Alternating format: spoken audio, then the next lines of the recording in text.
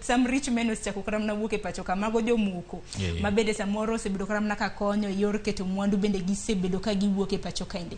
Dibed no kang' makamano bende nyalo kelo kata mana lit moro mabende karamna jopiny biro bedo ka winjo. Dong'ing'eni ka oseket mwandu ma ji oseloso kata factories moko kata gidhi giketo puothe moko eka gindiko ji eka ji yudo tich. Sama koro jomoketo mwandu osechako wuok, tiendeni tich, thuolo mar tich dhi bedo matin e pachoka. To jopiny dong' ema dhi hinyore ka thuolo mar tich odok mapiny. Kaluwore bende gi jothurwa kocha, thoth gi yudo ni ok gin jo biashara, gin joma ndiko ga tich. To ka thuolo mar tich odok piny, jothurwa dong' koro dhi hinyore moingo. Inyruok to nitiere nikech kata mana paro mar chik mar omenda ma kama nyalo paro housing levy mano omenda manego bed ni ijuogo jopiny mar mondo mi oyud nengo mag udi ma nengo gi yot.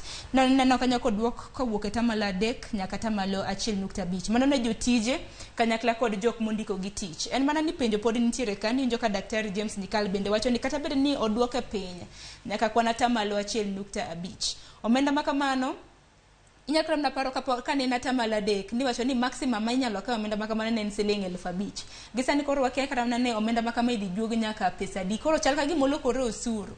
Mabende japiny bende ok gen karamna ne omenda makama ibro duokne bang' thuolo mar higni 7 kaka ne giwacho.